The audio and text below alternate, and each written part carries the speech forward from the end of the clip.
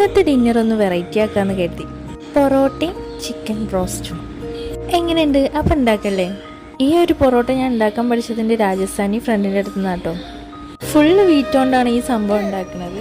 മാവ് കഴിക്കാനൊക്കെ നമ്മുടെ ചപ്പാത്തി പോലെ തന്നെയാണ്, പക്ഷെ ഉണ്ടാക്കുന്ന മെത്തേഡിനൊരു ചെറിയ മാറ്റമുണ്ട്. അങ്ങനെ ഞാൻ പല മോഡലിൽ പൊറോട്ട ഉണ്ടാക്കി. അപ്പുറത്തുനിന്ന് ഇക്കും എനിക്കിത് ചുട്ടും തന്നു. ഇനി നമ്മുടെ ഹോം മെയ്ഡ് ബ്രോസ്റ്റിൻ്റെ പരിപാടിയാണ്.